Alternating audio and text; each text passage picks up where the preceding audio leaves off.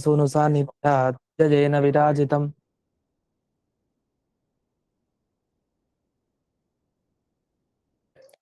अजितप्रीतिजनकं भजेऽहं विजयध्वजम् तपस्वाध्याय शुश्रूषा कृष्णपूजारतं मुनिम् विश्वेशमिष्टदं वन्दे परिम्राट् चक्रवर्तिनम् श्रीगुरुभ्यो नमः।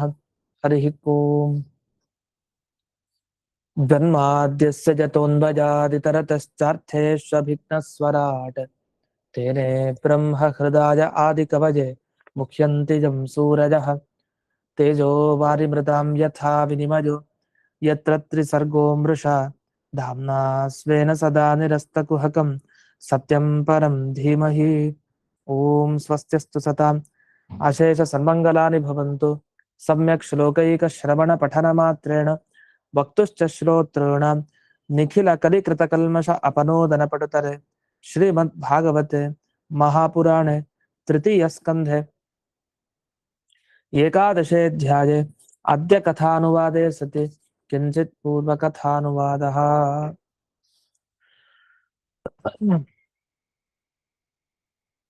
ಈಗ 18ನೆಯ ಶ್ಲೋಕ. ಇದುವರೆಗೆ ಭಗವಂತನ ಇಷ್ಟೊಂದು ಕಷ್ಟಕರವಾದ ಈ ಸೃಷ್ಟಿ ಪ್ರಕ್ರಿಯೆನ ಹೇಳಿದ್ವಿ. ಏನು ಗೊತ್ತಾಯ್ತು ನಮಗೆ ಇಷ್ಟೊಂದು ಕೇಳಿದಾಗ? ಸೃಷ್ಟಿಯನ್ನ ಸತ್ವಗುಣ, ರಜೋಗುಣ, ತಮೋಗುಣ ಇವುಗಳನ್ನ ಇಟ್ಕೊಂಡು ಮಾಡ್ತಾರೆ ಅಂತ ಗೊತ್ತಾಯ್ತು. ಅದು ಬಿಟ್ಟು ಎಷ್ಟಂಶದಿಂದ ಎಷ್ಟೆಷ್ಟು ಅಂಶ ಬಳಸ್ಕೊಂಡ, 100, 10, 1 ಇದನ್ನೆಲ್ಲ ನಿಖರವಾಗಿ ಹೇಳ್ಬೇಕು ಅಂದ್ರೆ 10 ಸಲ ಅದನ್ನ ನೆನ್ಪಿಟ್ಕೊಬೇಕು. ಓ, ಈ ಸೃಷ್ಟಿ ಮಾಡ್ಲಿಕ್ಕೆ ಎಷ್ಟು ಬಳಸ್ತಾ, ಈ ಸೃಷ್ಟಿ ಮಾಡ್ಲಿಕ್ಕೆ ಇದನ್ನ ಬಳಸ್ತಾ ಅಂತ ಅಂತೂ ಗೊತ್ತಾಗಿದ್ದು. ಸತ್ವಗುಣ, ರಜೋಗುಣ, ತಮೋಗುಣ ಇವುಗಳನ್ನ ಬಳಸಿ ಸೃಷ್ಟಿ ಮಾಡ್ತಾರೆ. ಆಮೇಲೆ ಒಂದಕ್ಕೆ ಪ್ರಾಕೃತ ಅಂತ ಹೆಸರು, ಇನ್ನೊಂದಕ್ಕೆ ವೈಕೃತ ಅಂತ ಹೆಸರು. ಸೃಷ್ಟಿಗೆ ಬ್ರಹ್ಮಾಂಡದ ಹೊರಗೆ ಪ್ರಾಕೃತ, ಬ್ರಹ್ಮಾಂಡದ ಒಳಗಡೆ ವೈಕೃತ, ಇಷ್ಟು ಗೊತ್ತಾಯ್ತು. ಅದು ಬ್ರಹ್ಮಾಂಡದ ಒಳಗಡೆ ವಿಕೃತ ವಸ್ತುಗಳಿರುತ್ತೆ ಬ್ರಹ್ಮಾಂಡದಲ್ಲಿ, ಅದನ್ನ ತಗೊಂಡು ಮಾಡೋಂಥ ಸೃಷ್ಟಿಗೆ ವೈಕೃತ ಸೃಷ್ಟಿ ಅಂತ.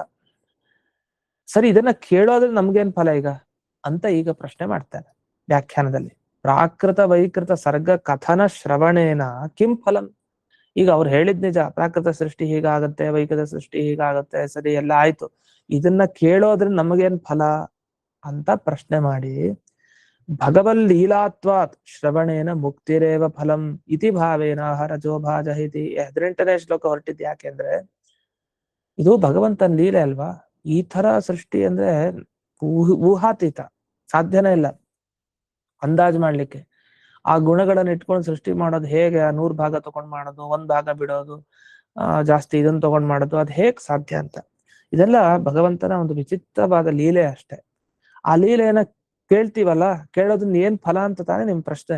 ಮುಕ್ತಿರೇವ ಫಲಂ, ಮೋಕ್ಷನೇ ಸಿಗತ್ತೆ ಇದರಿಂದ ಅಂತ. ಕಷ್ಟ ನಿವಾರಣೆ ಆಗುತ್ತೆ, ಮುಕ್ತಿಗೆ ಹೋಗ್ತಾನಂತ ವ್ಯಕ್ತಿ.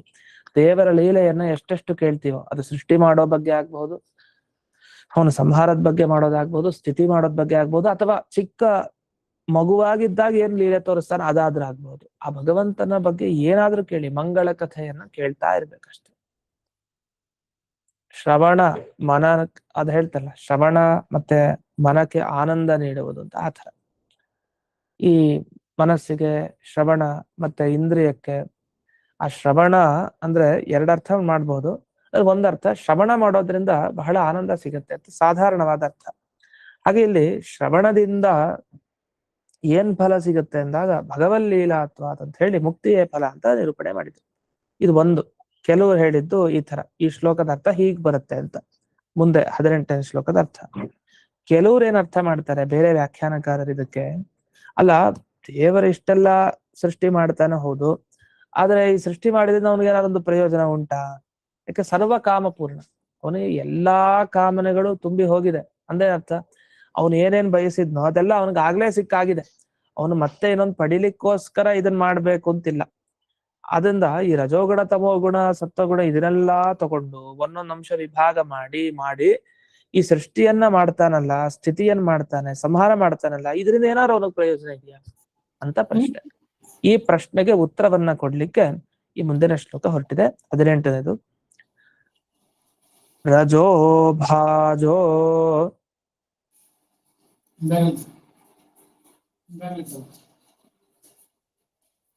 ನನಗೆ ಬರಬೇಕು.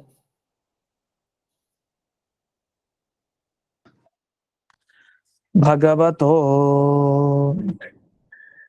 ಲೀಲೇಯಂ ಹರಿಮೇಧಸಃ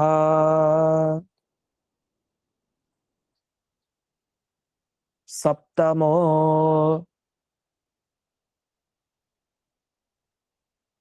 ಮುಖ್ಯ ಸರ್ಗಸ್ತು ಷಡ್ವಿಧಃ ತಸ್ಥುಷಾಂ ಚ ಯಃ.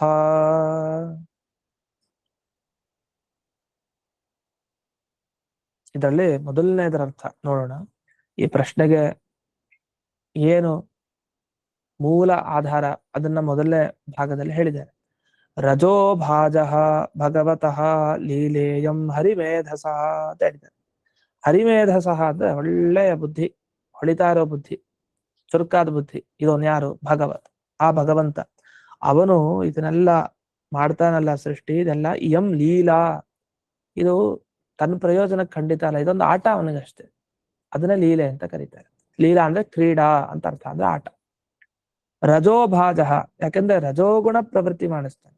ಸೃಷ್ಟಿ ಅಂದ್ರೆ ರಜೋಗುಣ, ಸ್ಥಿತಿ ಅಂದ್ರೆ ಸತ್ವಗುಣ, ತಮೋ ಗುಣದಿಂದ ಸಂಹಾರ. ಹೀಗಿದೆ ವ್ಯವಸ್ಥೆ. ಅದನ್ನ ತನಗೇನು ಒಂದು ಪ್ರಯೋಜನಕ್ಕೋಸ್ಕರ ಭಗವಂತ ಮಾಡಿದ್ದಲ್ಲ.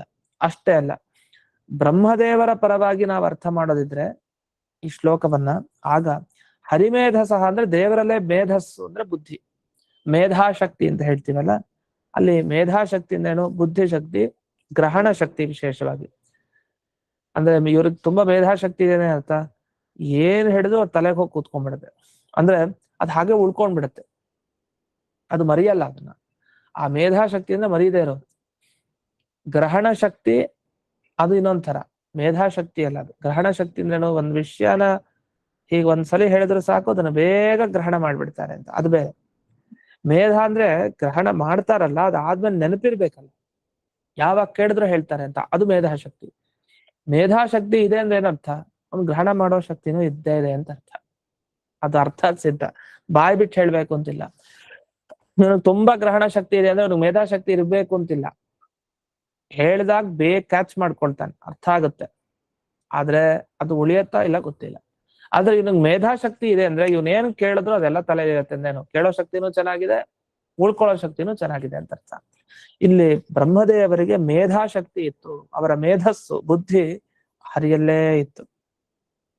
ಇಂಥ ಇವರು ಅಬುದ್ಧಿಕೃತ ಅಂತ ಅವ್ರ ಬಗ್ಗೆನೆ ಹಿಂದೆ ಎಲ್ಲ ವಿವರಿಸ್ತಾ ಇರೋದ್ರಿಂದ ಬ್ರಹ್ಮದೇವರಿಗೂ ಇದನ್ನ ಅನ್ವಯಿಸಿದ್ರೆ ಅವ್ರಿಗೂ ಈ ಸೃಷ್ಟಿ ಅದು ಶ್ರಮ ಆಗ್ಲಿಲ್ಲ ಅವ್ರಿಗೆ ಅಂತ, ಆರಾಮಾಗಿ ಅವರು ಮಾಡ್ತಾ ಹೋದ್ರು. ವಸ್ತುತಃ ಸೃಷ್ಟೃತ್ವ ಅನ್ನೋ ಗುಣ ಅದು ಬ್ರಹ್ಮದೇವರಿಗಿಂತ ದೇವರಲ್ಲೇ ಮುಖ್ಯ. ಸೃಷ್ಟಿ ಮಾಡೋದು ಅನ್ನೋದು ದೇವರೇ ಮುಖ್ಯವಾಗಿ. ಯಾಕೆಂದ್ರೆ ಒಂದು ಮಾತಿದೆ, ಏತೇ ಗುಣ ಹರೇ ಸಮ್ಯಕ್ ಸ್ವಾತಂತ್ರ್ಯ ವಿಷಯ ಸದಾ. ನೀವು ಬ್ರಹ್ಮದೇವರಲ್ಲಿ ಯಾವುದೇ ಗುಣವನ್ನು ಹೇಳಿ ಉತ್ತಮವಾದದ್ದು, ವಾಯುದೇವರಲ್ಲಿ ಹೇಳಿ, ಇಂದ್ರದೇವರಲ್ಲಿ ಹೇಳಿ, ಮುಖ್ಯವಾಗಿ ಎಲ್ಲಿರೋದದು ಅಂದ್ರೆ ಸ್ವತಂತ್ರವಾಗಿರೋದು, ಇನ್ನೊಬ್ಬರ ಅಧೀನವಾಗದೇ ಇರೋದು ಅಂದ್ರೆ ಅದು ದೇವರಲ್ಲಿ ಮಾತ್ರ, ಮತ್ತೊಬ್ಬರಲ್ಲಿ ಅಲ್ಲ. ಇದನ್ನ ಏತೇ ಗುಣ, ಈ ಎಲ್ಲ ದೇವತೆಗಳ ಗುಣಗಳು ದೇವರಲ್ಲಿ ಚೆನ್ನಾಗಿ ಸ್ವತಂತ್ರವಾಗಿದೆ. ಈ ಬ್ರಹ್ಮದೇವರಲ್ಲಿ ಇದೆ, ಆದ್ರೆ ಬ್ರಹ್ಮದೇವರ ಅಂತಾರೆ ಇದು ನನ್ನ ಕೈಲಿ ಇಲ್ಲ, ಎಲ್ಲ ದೇವ್ರ ಕೈಲಿ ಅಂತ. ಇಂದ್ರದೇವ್ರ ನನ್ನ ಕೈಲಿಲ್ಲ, ಇದು ರುದ್ರದೇವ್ರ ಕೈಲಿ. ರುದ್ರದೇವ್ರ ಅಂತಾರೆ ಇದು ನನ್ನ ಕೈಲಿಲ್ಲ, ವಾಯುದೇವ್ರ ಕೈಲಿ. ಕೊನೆ ಬ್ರಹ್ಮದೇವ್ರ ಅಂತಾರೆ ಇದು ನನ್ನ ಕೈಲಿ, ಲಕ್ಷ್ಮೀ ದೇವಿ ಇಲ್ಲಿ. ಲಕ್ಷ್ಮೀ ದೇವಿ ಹೇಳ್ತಾಳೆ ನನ್ನ ಕೈಲ್ಲ, ದೇವರ ಕೈಯಲ್ಲಿ. ದೇವರೆಲ್ಲ ಹೇಳ್ತಾನೆ ನನ್ನ ಕೈಯಲ್ಲೇ ಎಲ್ಲ ಇದೆ ಅಂತ ಹೇಳ್ತಾನೆ ಅಷ್ಟೆ, ಅವನು ಇನ್ನೊಬ್ಬರ ಕೈಲಿದೆ ಅಂತ ಹೇಳಲ್ಲ. ಸ್ವತಂತ್ರವಾಗಿ ಐಶ್ವರ್ಯ, ಜ್ಞಾನ, ಆನಂದ, ನೀವು ಯಾವುದೇ ತಗೊಳ್ಳಿ, ಇಂತಹ ಸದ್ಗುಣಗಳು ಎಲ್ಲ ದೇವರಲ್ಲೇ ಇರೋದು ಮುಖ್ಯ, ಬೇರೆಯವರಲ್ಲ. ಇನ್ನು ಅಷ್ಟೇ ಅಲ್ಲದೆ ಮುಂದೆ ಯಹ ತಸ್ಥುಷಾಂ ಮುಖ್ಯ ಸರ್ಗ ಸ ಸಪ್ತಮಃ ಷಡ್ವಿಧ ಅಂತ. ಈಗ 7ನೇ ಸೃಷ್ಟಿ ಬಗ್ಗೆ ಹೇಳ್ತಾರೆ, ಮುಖ್ಯ ಸೃಷ್ಟಿ ಬಗ್ಗೆ. ಏನು? ತಸ್ಥುಷಾಂ, ತಸ್ಥುಷ್ ಅಂತ ಶಬ್ದ. ತಸ್ಥುಷಾಂ ಅಂತಂದ್ರೆ ಸ್ಥಾವರ ಪದಾರ್ಥಗಳು ಅಂತ ಅರ್ಥ. ಅಂದ್ರೆ ಚಲನೆ ಮಾಡೋ ಪದಾರ್ಥ ಅಲ್ಲ, ಜಂಗಮ ಪದಾರ್ಥ ಅಲ್ಲ, ಒಂದ್ ಕಡೆ ಸ್ಥಿರವಾಗಿ ಇರೋ ಪದಾರ್ಥ, ಅದನ್ನ ಸ್ಥಾವರ ತಸ್ಥುಷ ಪದಾರ್ಥಗಳು ಅಂತ ಕರೆಯೋದು. ಅದರ ಸೃಷ್ಟಿಯನ್ನ ಈಗ ಮಾಡ್ತಾರೆ ಅನ್ನೋ ವಿಷಯವನ್ನ ಇಲ್ಲಿ ತಿಳಿಸಿದ್ದಾರೆ. ಹಾಗಾದ್ರೆ ಒಟ್ಟೇನಾಯ್ತು? ಭಗವಂತನ ಒಂದು ಲೀಲೆ ಹೇಗಿರುತ್ತೆ ಅಂದ್ರೆ, ಈ ಸತ್ವಗುಣ ರಜೋಗುಣ ತಮೋಗುಣ ತಗೊಳೋದು ಇದೆಲ್ಲ ಆಶ್ಚರ್ಯ. ಯಾಕೆಂದ್ರೆ ದೇವರು ಬಂದ್ರೆ ತಮೋಗುಣ ಎಲ್ಲೋ ಹೊರಟೋಗ್ಬಿಡತ್ತೆ ಹಿಂದಕ್ಕೆ. ದೇವರ ಪ್ರಭಾವ ಎಷ್ಟು ಸೂರ್ಯನ ತರ. ಸೂರ್ಯ ಬಂದ್ರೆ ಕತ್ತಲೆ ಇರತ್ತ, ಅಲ್ಲಿ ಇಲ್ಲ. ಆದ್ರೆ ಸೂರ್ಯನೇ ಕತ್ತಲೆ ತಗೊಂಡು ಏನಾರು ಮಾಡಿದ್ರೆ ಕೆಲ್ಸ, ಹಾಗೆ ದೇವ್ರು ಬಂದು ತಮೋಗುಣ ತಗೊಂಡ್ ಮಾಡೋದು ಅಂತ. ಯಾಕೆ ತಮೋಗುಣಕ್ಕೂ ಅವನಿಗೂ ಅದು ವಿರುದ್ಧ ಪದ. ಅದು ತಮೋಗುಣ ಮತ್ತು ಅವನು ಇದ್ ಕಡೆ ಅದಿರೋದೇ ಇಲ್ಲ. ಆದ್ರೆ ಆ ತಮೋಗುಣ ತಗೊಂಡು ಸೃಷ್ಟಿ ಮಾಡಿದಾರೆ ಅನ್ನೋದೇ ಒಂದು ಅದ್ಭುತ ಅಂತ ಹೇಳ್ತಾರೆ. ಇದು ಲೀಲೆ ಅಂತ. ಅಷ್ಟೇ ಅಲ್ಲದೆ ಇದುವರೆಗೆ ಏನು ಸೃಷ್ಟಿಯನ್ನ ಹೇಳ್ತಾ ಬಂದ್ರು, ಈ 7ನೇ ಸೃಷ್ಟಿ ಇದು. ಮತ್ತಷ್ಟೇ ಅಲ್ಲ 6 ವಿಧವಾಗಿದೆ ಸೃಷ್ಟಿ ಅಂತಾನೂ ಹೇಳ್ತಾರೆ. ಹಾಗಾದ್ರೆ ಏನದು 7ನೇದು ಸರಿ, ಈ 6 ವಿಧ ಸೃಷ್ಟಿ, ಈ ವಿಷಯಗಳ ಬಗ್ಗೆ ಇನ್ನೂ ಚೆನ್ನಾಗಿ ಬೆಳಕನ್ನು ಚೆಲ್ಬೇಕು, ಅಂದ್ರೆ ಅದ್ರ ಬಗ್ಗೆ ತಿಳಿಸ್ಬೇಕು. ಆಗ ವ್ಯಾಖ್ಯಾನ ವಿಷಯವನ್ನ ನೋಡ್ತಾ ಹೋದ್ರೆ ನಮಗೆ ಅರ್ಥ ಆಗುತ್ತೆ. ಮೊದಲನೇದಾಗಿ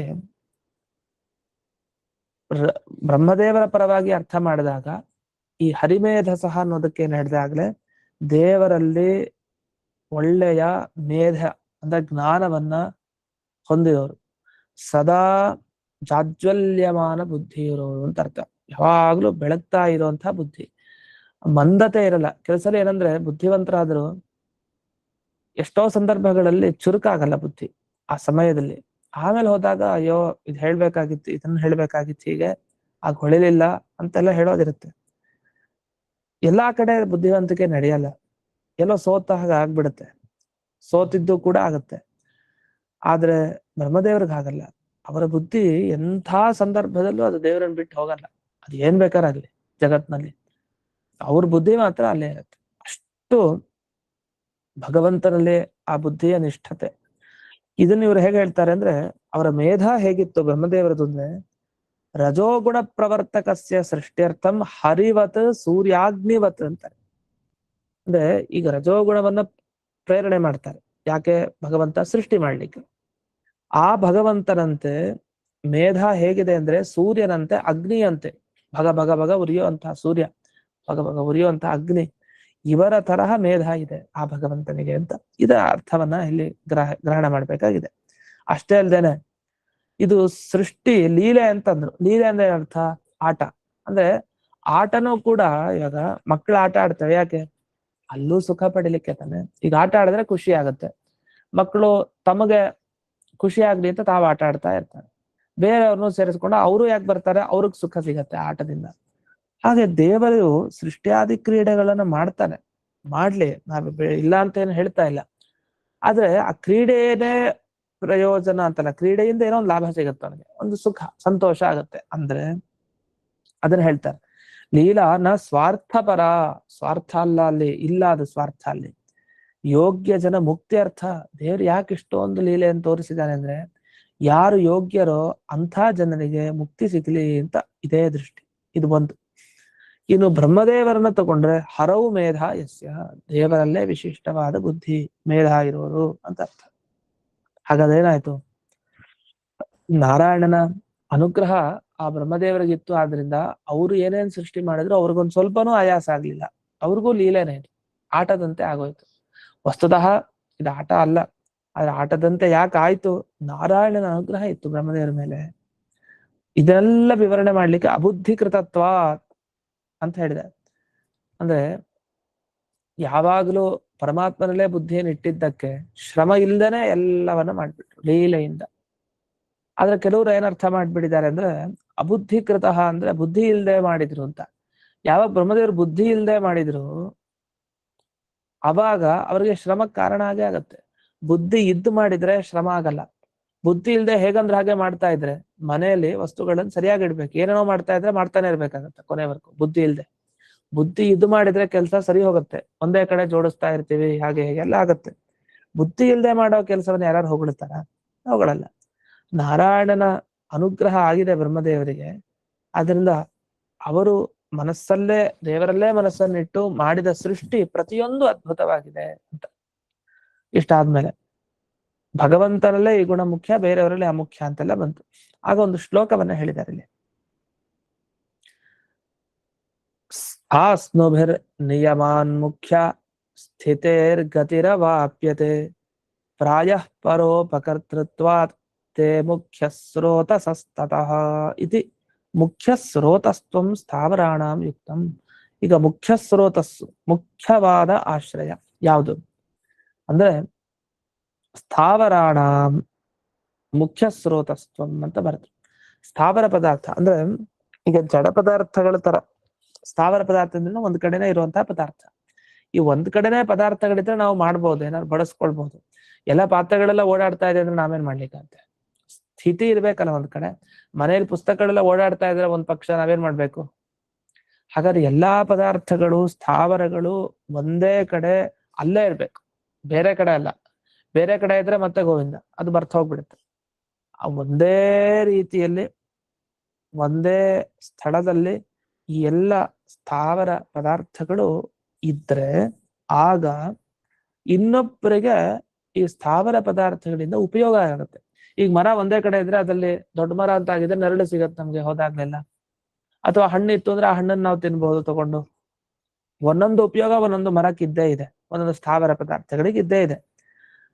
ಆದ್ರಿಂದ ಹೆಚ್ಚಾಗಿ ಪರೋಪಕಾರ ಆಗ್ಬಿಡುತ್ತೆ ಒಂದೇ ಕಡೆ ಈ ಸ್ಥಾವರ ಪದಾರ್ಥಗಳಿದ್ರೆ. ಆಗ ಸದ್ಗತಿನೂ ಆಗತ್ತೆ ಪರೋಪಕಾರ ಮಾಡಿದ್ರಿಂದ. ಆದ್ರಿಂದ ಇವುಗಳನ್ನೆಲ್ಲ ಮುಖ್ಯ ಸ್ರೋತ ಅಂತ ಕರೀತಾರೆ. ಮುಖ್ಯ ಸ್ರೋತ ಅಂದ್ರೆ ಏನರ್ಥ,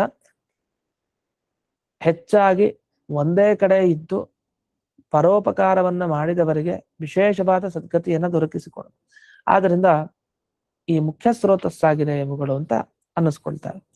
ಇದರಲ್ಲಿ ಮುಖ್ಯ ಸ್ತೋತ್ರ ಆಗ್ಬಿಡತ್ತೆ, ಅದು ಮುಖ್ಯ ಸ್ರೋತ ಅಂತ ಮಾಡ್ಕೋಬೇಕು. ಯಾರ ಸ್ತೋತ್ರ ಅಂತ ತಿದ್ದುಕೊಳ್ಳಿ. ಇಷ್ಟಾಗಿ ಇಲ್ಲಿ ಭಾಗವತ ತಾತ್ಪರ್ಯದಲ್ಲಿ ಬಂದ ಮಾತು ಇದು ಆಗ್ಲೇ ಅರ್ಥ ಹೇಳಾಗಿದೆ, ಒಂದು ಸಾಲ ಇನ್ನೂ ಆಗಿಲ್ಲ.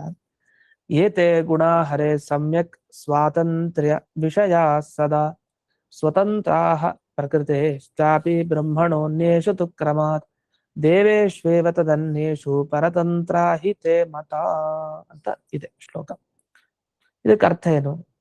ಈಗ ಭಗವಂತ ಸೃಷ್ಟಿ ಮಾಡಬೇಕು ಅಂತ ಹೇಳಿ ರಜೋಗುಣ ತಗೊಳ್ತಾನೆ, ಸ್ಥಿತಿಯನ್ನ ಮಾಡಬೇಕು ಅಂತ ಹೇಳಿ ಸತ್ವಗುಣವನ್ನ ತಗೊಳ್ತಾನೆ, ತಮೋಗುಣವನ್ನ ಯಾಕೆ ತಗೊಳ್ತಾನೆ? ಸಂಹಾರಕ್ಕೆ ಅಂತ ಇಷ್ಟು ಬಂತು.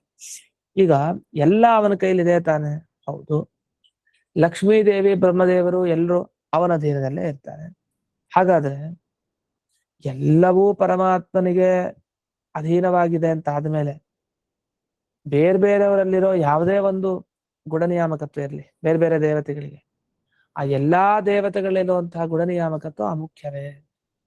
ಯಾಕೆಂದ್ರೆ ಇಡೀ ದೇವತೆಗಳ ಗುಂಪೇ ಆ ದೇವರ ಅಧೀನ, ಪ್ರತಿಯೊಂದು ತತ್ವಗಳು ದೇವರ ಅಧೀನ.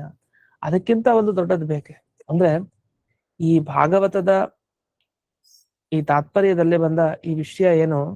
ಸ್ವತಂತ್ರ ಪ್ರಕೃತೇಶ್ಚಾಪಿ ಬ್ರಹ್ಮಣೋನ್ಯೇಷು ತು ಕ್ರಮ. ಎಲ್ಲ ಸ್ವತಂತ್ರವೇ ಅಂತಂದ್ರೆ ಅರ್ಥ, ಅವರಲ್ಲಿರೋ ಗುಣ ಸ್ವತಂತ್ರ, ಎಲ್ಲದ ವಿಷಯದಲ್ಲೂ ಕೂಡ ಸ್ವತಂತ್ರವೇ ಆಗಿದ್ದಾರೆ. ಸ್ವತಂತ್ರವಾಗಿ ಆಗಿದ್ದು ಪ್ರಕೃತೇಶ್ಚಾಪಿ ಬ್ರಹ್ಮಣೋನ್ಯೇಷು ತು ಕ್ರಮ. ಸ್ವತಂತ್ರವಾಗಿರೋದು ಅಂದ್ರೆ ಹೇಗ್ ಸಾಧ್ಯ? ದೇವರಿಗೊಬ್ಬರಿಗೆ ಸ್ವಾತಂತ್ರ್ಯ ಇರುತ್ತೆ. ಅಂದ್ರೆ ತಮ್ಮ ತಮ್ಮ ಯೋಗ್ಯತೆಗೆ ತಕ್ಕ ಹಾಗೆ ಒಂದು ಭಗವದ್ ಪ್ರೇರಣೆಯಂತೆ ಇನ್ನೊಬ್ರು ಮಾತು ಕೇಳ್ದೇನೆ ಒಂದು ಸ್ವಾತಂತ್ರ್ಯ ಇರುತ್ತೆ ಅಂತ ತಾತ್ಪರ್ಯ. ಪ್ರಕೃತಿಗೂ ಸ್ವಾತಂತ್ರ್ಯ ಇದೆ, ಬ್ರಹ್ಮದೇವರಿಗೆ ಇಲ್ಲ ಸ್ವಾತಂತ್ರ್ಯ. ಯಾಕೆ? ಪ್ರಕೃತಿ ಅಧೀನವಾಗಿ ಇರ್ತಾರೆ. ಅನ್ಯೇಷು ತು ಕ್ರಮ, ಬೇರೆ ಬೇರೆ ದೇವತೆಗಳೆಲ್ಲ ಆ ಕ್ರಮವನ್ನ ನೋಡ್ಕೊಂಡು ಅವರಿಗೆ ಸ್ವಾತಂತ್ರ್ಯ ಅಷ್ಟೇ ಹೊರತು ತದನ್ಯೇಷು ಪರತಂತ್ರ ಇದೆ ಮತ, ಮಿಕ್ಕಿದವ್ರಿಗೆಲ್ಲ ಪಾರತಂತ್ರ್ಯವೇ ಇದೆ. ಹಾಗೆಲ್ಲ ಸ್ವಾತಂತ್ರ್ಯ ದಿಢೀರ್ ಅಂತ ಬರೋದು ಅಂತಲ್ಲ ಅಂತ. ಇಷ್ಟಾದ್ಮೇಲೆ ನನ್ವೇವಂ ಗ್ರಂಥಾಂತರ ವಿರೋಧ ಅಂತ ಒಂದು ಬೇರೆ ಗ್ರಂಥದ ವಿರೋಧವನ್ನು ಪ್ರಶ್ನೆ ಮಾಡ್ತಾರೆ. ಏನಂತ? ರಮಾಯಾಹ ಬ್ರಹ್ಮಣಃ ದೇವಾನಾಂಚ ಸ್ವಾತಂತ್ರ್ಯ ವಿಷಯತೆಯ ಗುಣಾನಾಂ ತತ್ರ ತತ್ರ ಮುಕ್ತತ್ವ. ನೋಡಿ, ಬೇರೆ ಬೇರೆ ಗ್ರಂಥದಲ್ಲಿ ಬ್ರಹ್ಮದೇವರ ಬಗ್ಗೆ ಗುಣ ಹೇಳಿದ್ದಾರೆ, ಮತ್ತೆ ಲಕ್ಷ್ಮೀದೇವಿ ಬಗ್ಗೆ ಗುಣಗಳಿದೆ, ದೇವತೆಗಳ ಬಗ್ಗೆ ಗುಣಗಳಿವೆ. ನೀವ್ ಹೇಳ್ತೀರಿ ಯಾವ ಗುಣ ಸದ್ಗುಣಗಳು ದೇವರಲ್ಲೇ ಮುಖ್ಯ, ಇನ್ ಮಿಕ್ಕಿದವರಲ್ಲಿ ಇಲ್ಲ ಅನ್ನೋ ತರ ಹೇಳ್ತೀರಲ್ಲ. ಅಂದ್ರೆ ನೋಡಿ, ಅವು ಬ್ರಹ್ಮದೇವರಲ್ಲಿ ಗುಣ ಇಲ್ಲ ಅಂತ ಹೇಳಿಲ್ಲ, ದೇವತೆಗಳಲ್ಲಿ ಗುಣ ಇಲ್ಲ, ಲಕ್ಷ್ಮೀದೇವಿ ಗುಣ ಇಲ್ಲ ಅಂತ ಹೇಳ್ತಾ ಇಲ್ಲ. ದೇವರ ತರಹ ದೇವರಲ್ಲಿರೋ ತರ ಯಾವ ಗುಣಗಳಿವೆಯಲ್ಲ ದೇವರಲ್ಲಿ, ಅಂಥ ಗುಣಗಳೇ ಇಲ್ಲ ಬೇರೆಯವರಲ್ಲಿ ಅಂತ. ನಿಜ ತಾನೆ? ನಮ್ಮಲ್ಲಿರೋ ಗುಣ ಬೇರೆಯವರಲ್ಲಿ ಹೇಗೆ ಬರುತ್ತೆ? ನಮ್ಮಲ್ಲಿರೋ ಗುಣ ನಮ್ಮಲ್ಲೇ ಇರುತ್ತೆ ಆ ತರ. ಅದಕ್ಕೆ ಬ್ರಹ್ಮಣೋಪಿ ಇತ್ಯನ್ವಯ. ಅದಕ್ಕೆ ಅನ್ಯೇಷು ದೇವೇಶು ಇತಿ ಸಪ್ತಮ್ಯವು ಷಷ್ಠ್ಯರ್ಥೆ ಅಂತ ಅಲ್ಲಿ ಬಿಡಿಸಿದ್ದಾರೆ. ಅಂದ್ರೆ ಆ ಶ್ಲೋಕದಲ್ಲಿ ಏನ್ ಮಾಡ್ಕೊಬೇಕಂದ್ರೆ ಬ್ರಹ್ಮಣೋಪಿ ಅಂತ ಬ್ರಹ್ಮದೇವರಿಗೂ ಅಂತ ಅನ್ವಯಿಸ್ಕೊಬೇಕು. ಬೇರೆ ದೇವತೆಗಳಿಗೆ ತೊಂದರೆ ಇಲ್ಲ, ಬೇರೆ ದೇವತೆಗಳಿಗೆ ಅವರವರ ಕ್ರಮಕ್ಕೆ ಅನುಗುಣವಾಗಿ ಸ್ವತಂತ್ರತ ಅಂತ, ಕೆಲವು ಸ್ವತಂತ್ರರು ಕೆಲವರು ಅಸ್ವತಂತ್ರ ಇರ್ತಾರೆ. ಆದ್ರಿಂದ ದೇವರಿಂದ ಹಿಡಿದು ನಂತರ ಲಕ್ಷ್ಮೀದೇವಿ, ನಂತರ ಬ್ರಹ್ಮವಾಯು, ಇವನ್ನೆಲ್ಲ ತಗೊಳ್ತಾ ಹೋದ್ರೆ ಆಗ ಕ್ರಮ ಬರ್ತಾ ಹೋಗುತ್ತೆ. ಎಲ್ಲಿ ಕ್ರಮ ಗೊತ್ತಿಲ್ಲ ಅಲ್ಲಿ ಆ ಕ್ರಮವನ್ನ ತಿಳ್ಕೊಳ್ಬೇಕು. ಇಲ್ಲ ಅಂತ ಆದ್ರೆ ಅದಕ್ಕೂ ಒಂದು ಅನಿಷ್ಟವನ್ನ ಹೇಳ್ತಾರೆ. ಅಂದ್ರೆ ಕ್ರಮ ಏನಿದೆ ದೇವತಾ ತಾರತಮ್ಯ, ಅದನ್ನ ಹಾಗೆ ತಿಳ್ಕೊಳ್ಬೇಕು. ತಿಳ್ಕೊಳ್ಳದೆ ಇದ್ರೆ ಅದು ತಪ್ಪು. ದೇವತಾ ತಾರತಮ್ಯವನ್ನ ತಿಳ್ಕೊಂಡು ಅವರುಗಳ ಆರಾಧನೆ ಮಾಡಿದ್ರೆ ಅನುಗ್ರಹ ಆಗುತ್ತೆ. ಇದನ್ನೆಲ್ಲ ಇಲ್ಲಿ ಹೇಳ್ತಾ ಬರ್ತಾರೆ. ಅದಲ್ಲಿ ವ್ಯಾಖ್ಯಾನದಲ್ಲಿ ಒಂದು ಮಾತಿದೆ, ಭಗವದನ್ನೇಶ್ವರಮಾದಿಷು ತೇ ಗುಣಾಃ ಪರತಂತ್ರಾಃ ಹರ್ಯಧೀನಾಃ ಮತಾಃ ಪ್ರಮಿತಾಃ ತಸ್ಮಾತ್. ಅಂದ್ರೆ ದೇವರನ್ನ ಬಿಟ್ಟು ಲಕ್ಷ್ಮೀದೇವಿಯಿಂದ ಹಿಡಿದು ಯಾರ್ಯಾರಿದಾರೋ ಅವರಲ್ಲೆಲ್ಲ ಈ ಗುಣಗಳೆಲ್ಲ ಪರತಂತ್ರವಾಗಿ ಇವೆ ಹೊರತು ಮುಖ್ಯವಾಗಿ ಇಲ್ಲ. ಅದರಿಂದ ಯಾವುದೇ ವಿರೋಧ ಇಲ್ಲ. ಇನ್ನು ತಾರತಮ್ಯ ಅಂತೂ ಇದ್ದೇ ಇದೆ, ತಾರತಮ್ಯದಲ್ಲಿ ಏನು ವ್ಯತ್ಯಾಸ ಇಲ್ಲ. ಹೀಗೆ ಸ್ಥಾವರ ಪದಾರ್ಥಗಳ ಮುಖ್ಯ ಸೃಷ್ಟಿ 7ನೇ ಸೃಷ್ಟಿ ಇದು. 6 ರೀತಿ ಇದೆ ಅಂತ ಹೇಳ್ತಾರೆ. ಹಾಗಾದ್ರೆ 6 ರೀತಿ ಯಾವುದು? ಮುಖ್ಯ ಸ್ರೋತಸ್ತ್ವ ತತ್ಸಂಬಂಧಿ ಸರ್ಗೋಪಿ. ಮುಖ್ಯ ಸ್ರೋತಸ್ಸು ಸ್ಥಾವರ, ಇನ್ನು ಅಮುಖ್ಯವಾದದ್ದು ಬೇಕಾದಷ್ಟಿರುತ್ತೆ ಆ ಸೃಷ್ಟಿ ಪ್ರಕ್ರಿಯೆಯಲ್ಲಿ. ಅದನ್ನೆಲ್ಲ ಹೇಳ್ತಾ ಹೋಗ್ತಾರೆ. ಷಡ್ವಿಧ ಯಾವುದು ಅಂತಂದ್ರೆ ಮುಂದಕ್ಕೆ ಒಂದು ಶ್ಲೋಕ ಹೇಳ್ತಾರೆ, ಆ ಶ್ಲೋಕವನ್ನು ನೋಡೋಣ. ವನಸ್ಪತ್ಯೋಷಧಿತಿಲ, ಅದು ತಿಲ ಅಲ್ಲ, ಲತಾ ಆಗ್ಬೇಕು, ಅದು ಸ್ವಲ್ಪ ಇದಾಗಿದೆ. ವನಸ್ಪತ್ಯೋಷಧಿ ಲತಾಹ ಅಂತ ಮಾಡ್ಕೊಳ್ಳಿ, ಇದ್ರೆ ತಪ್ಪಿದ್ರೆ. ವನಸ್ಪತ್ಯೋಷಧಿ ಲತಾಹ ತ್ವಕ್ಸಾರಾಹ ವಿರುಧೋದ್ರುಮಾಹ ಉತ್ಸ್ರೋತಸಃ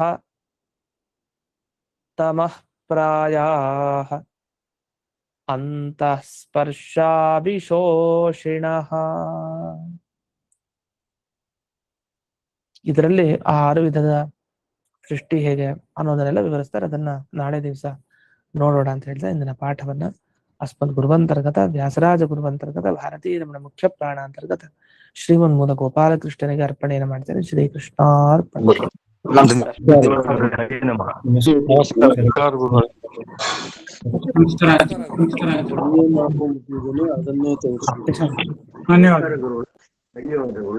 ಧನ್ಯವಾದಗಳು ಗುರುಗಳಿಗೆ.